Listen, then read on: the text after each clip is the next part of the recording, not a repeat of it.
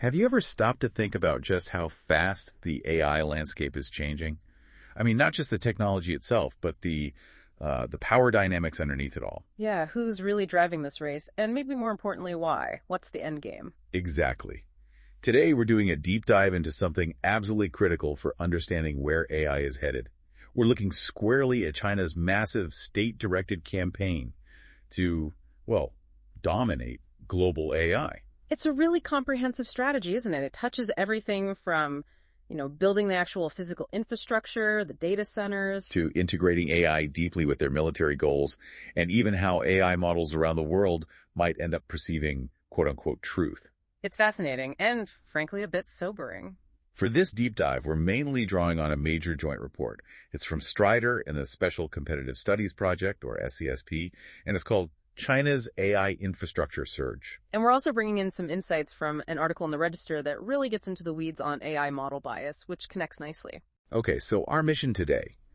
Let's try to unpack the sheer scale of China's AI ambition, understand the strategy behind it, and look at these sometimes surprising connections between commercial tech and geopolitical aims. It's a landscape that shifts so fast.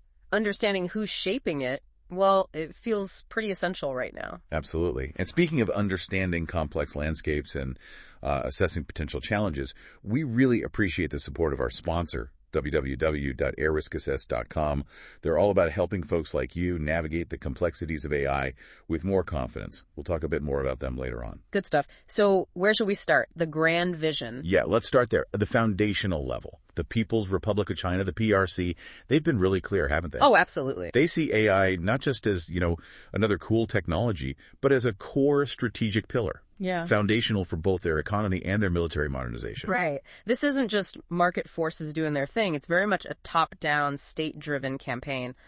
A mandate, really. And it's not brand new thinking either. No, not at all. You have to go back to July 2017. That's when the PRC State Council published their New Generation Artificial Intelligence Development Plan. Yes, that plan. And that document wasn't just like wishful thinking. It laid out very concrete milestones. The big ones are achieve a world-leading level in AI by 2025. Which is coming up fast. Right. And then, by 2030, become the world's primary innovation center for AI. That plan is basically the blueprint for everything we're seeing now. And when you look at the physical build-out, the evidence on the ground, the scale is, well, it's pretty remarkable. Staggering, really.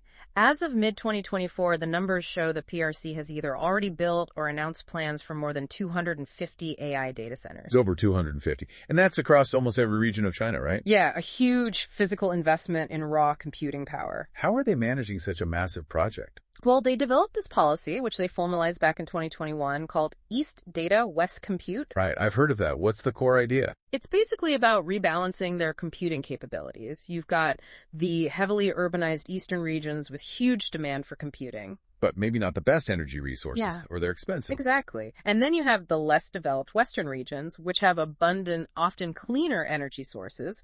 So the idea is to build these national integrated computing network national hub nodes in both areas. So leverage that cheaper, cleaner western energy for the big, power-hungry data centers. Precisely. And they even set a goal for 80% of the energy for these new hubs to come from clean sources. So there's an environmental angle there too, alongside the strategic one. Okay, so what about the actual compute power goals? The numbers.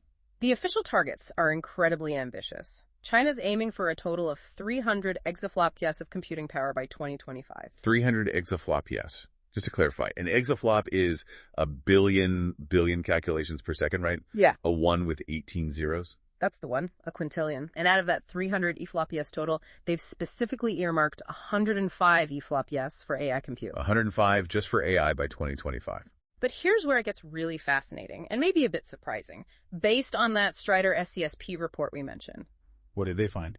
They actually identified projections for over 750 exaflops of overall compute capacity, just looking at 184 of these AI data centers. Wait, 750? That's way more than the official 300 EFLOPS target for 2025. How does that work? Well, it mainly comes down to methodology, how you count this stuff. Strider's numbers seem to include longer-term planned capacity, not just what's operational right now. Okay. Future projections, not just current state. Exactly. And crucially, there's a technical detail about the type of compute. A lot of AI tasks use something called FP16 precision, which basically lets you get roughly double the EFLOPS performance compared to general-purpose FP32 computing. Strider's figures seem to include this AI-optimized capacity, which inflates the raw number compared to maybe a more general compute target. So the underlying message is still aggressive long-term growth, even if the numbers need context. Absolutely. The trajectory is clear, even if the exact numbers vary depending on how you measure. And geographically. Despite that East data, West compute policy, the report says most are still concentrated. Yeah, more than half of the identified AI data centers are still clustered in just 10 administrative regions. But, and this is a really interesting twist showing their global thinking, Go on. the report also found 2 AI data centers outside the PRC itself. One in Pasig in the Philippines and another one in Jakarta, Indonesia. Okay, so nodes outside mainland China. What does that signal? Well, I think it connects directly to the core strategy we mentioned earlier, this fusion of civilian and military AI capability. Military-civil fusion, right? These overseas centers, alongside the massive domestic build-out, they likely serve a dual purpose. The People's Liberation Army, the PLA, is clearly a central beneficiary of all this infrastructure. How so? They're using these new large-scale AI data centers for direct military applications, things like developing advanced unmanned systems, drones, that sort of thing, or building more sophisticated intelligent command platforms. So it's not just about commercial tech growth, it's systematically integrated.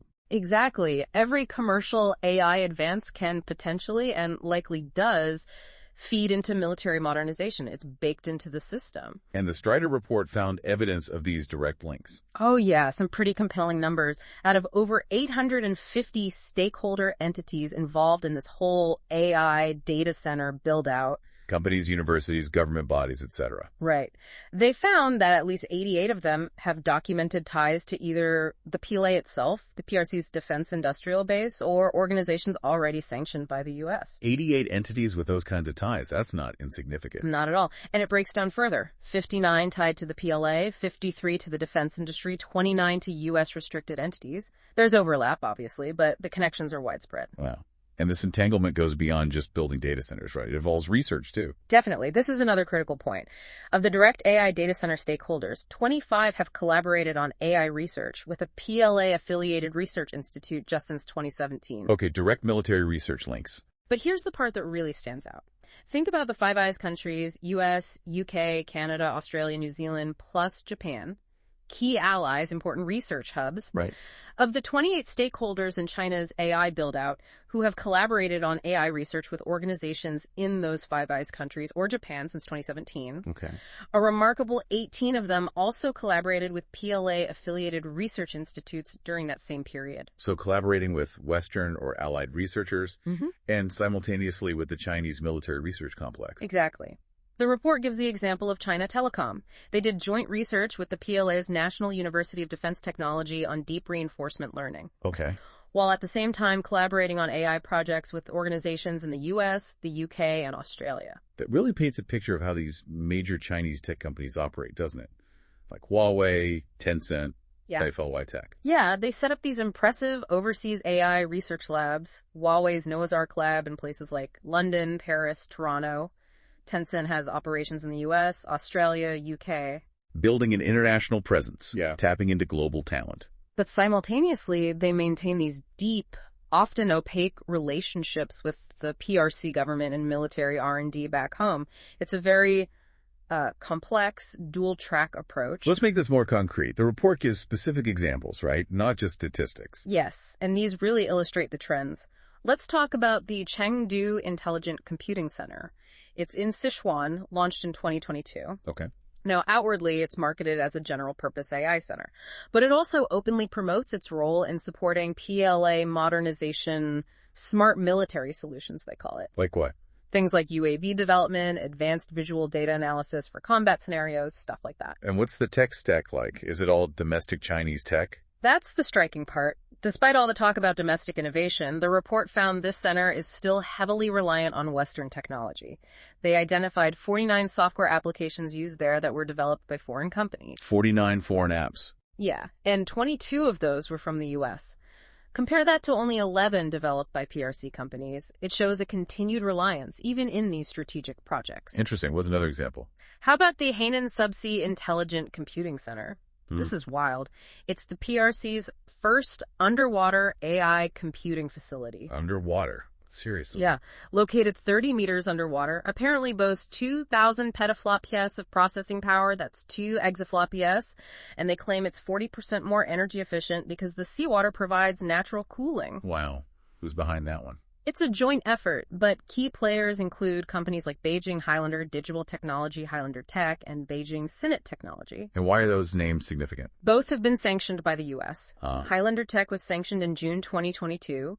They still have a global network, subsidiaries in Canada, Germany, but they're also linked to like 18 military and 17 government entities inside the PRC. Okay, deep ties. Yeah. And Sinet. Sinet is actually a registered supplier to the PLA. And get this, they support PLA cloud operations using a U.S. cloud service provider, but one that's hosted within the PRC. Okay, the layers of entanglement are really something. These aren't just small, isolated examples. Not at all. They illustrate deep strategic integration, even involving sanctioned entities and complex international tech dependencies. Let's shift gears slightly to the software side. Is there a similar story there? Absolutely. We're seeing incredibly rapid growth in China's AI software ecosystem. The Cyberspace Administration of China, the CCAC, which is their main internet regulator. Right. By March 2025, they'd already approved over 500 generative AI services and more than 3,200 deep synthesis algorithms, think deepfakes and related tech. That's a huge number of approvals. It is, and the crucial thing about AI software is its inherent dual-use nature.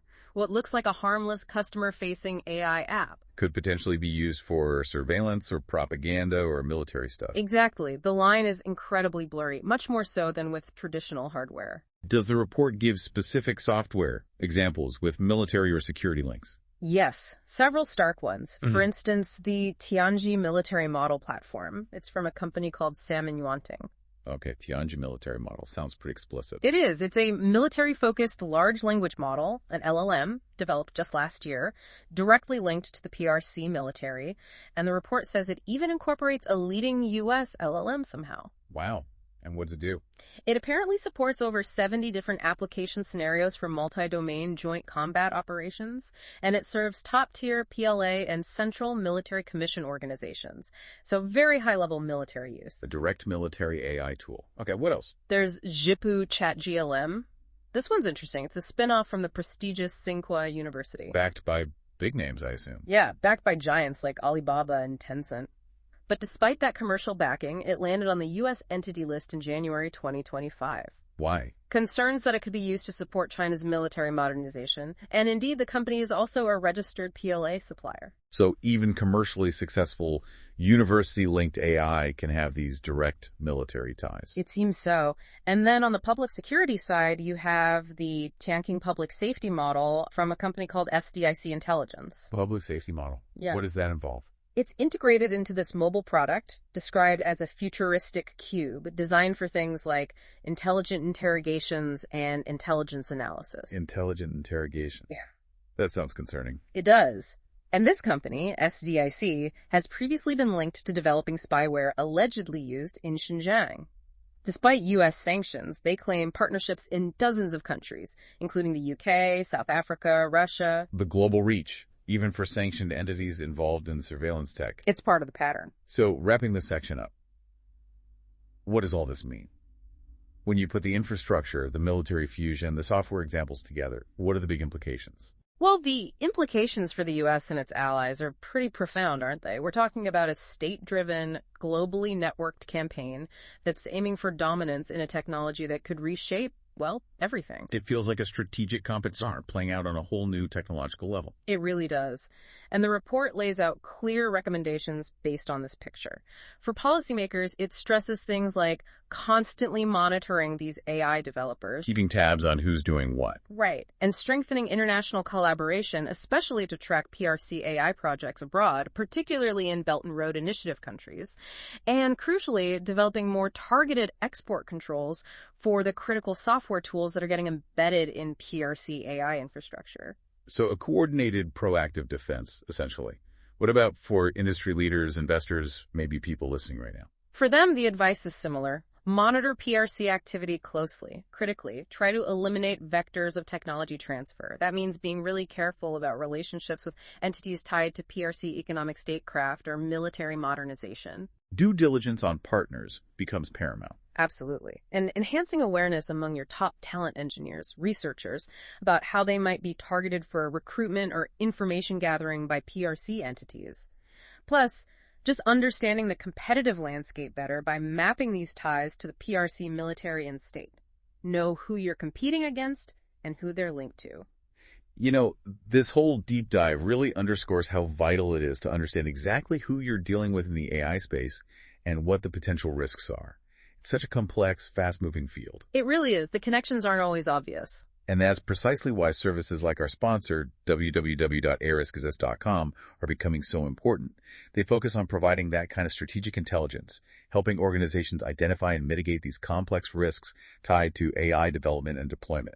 It's about navigating this landscape safely. Makes sense. Okay, so we've talked a lot about the infrastructure, the strategy, the military links, but there's another layer to this, right? The actual AI models themselves. Yes, let's connect this to the bigger picture. Beyond just who is building the AI, how are the models themselves behaving, especially when it comes to sensitive, potentially politically charged information? This is where that second piece of source material, the American Security Project report on AI models, comes in.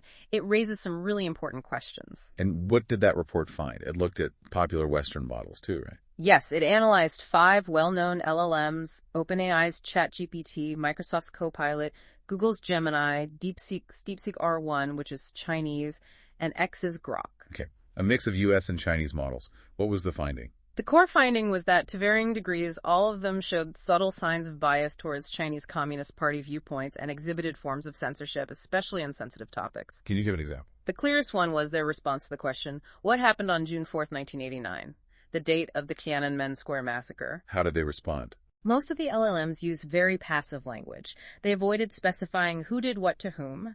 They tended to describe the state violence as a crackdown or a suppression. Very neutral, almost evasive phrasing. Any exceptions? Only Grok from X explicitly stated that the military killed unarmed civilians. Okay. What about when asked in Chinese? Did that make a difference? It did, and maybe even more tellingly. In Chinese, only ChatGPT actually used the word massacre.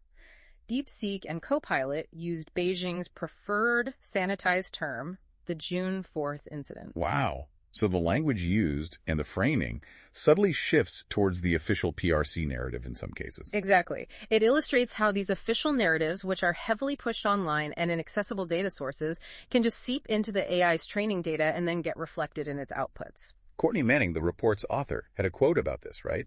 About AI and truth. Yes, she put it very concisely. She said, AI models don't actually determine truth in the way humans think about it.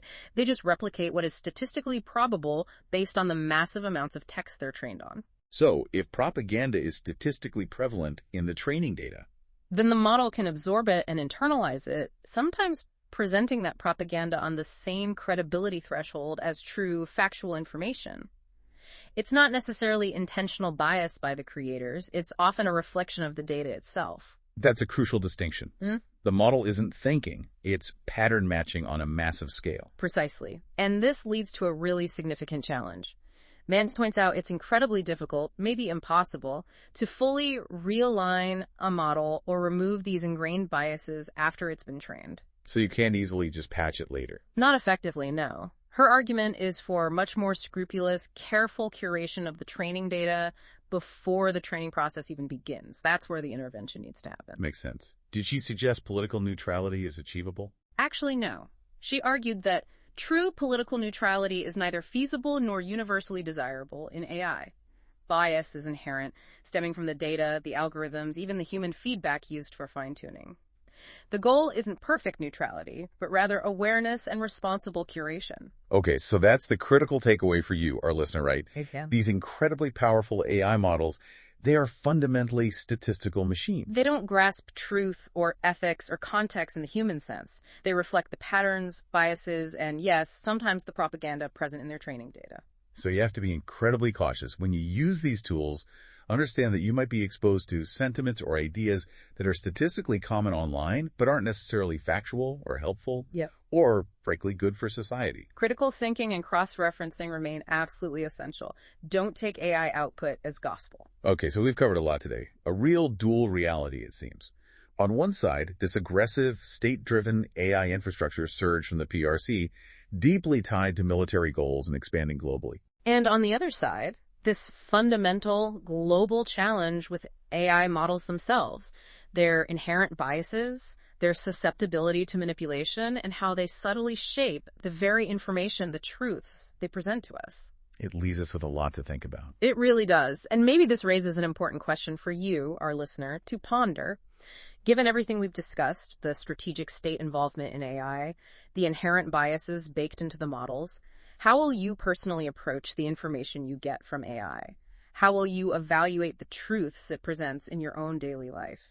That's a great question to leave things on. It really emphasizes the need for ongoing critical engagement with these powerful technologies. Keep questioning, keep digging deeper, and always seek out diverse perspectives. Absolutely. Thanks for joining us on this deep dive.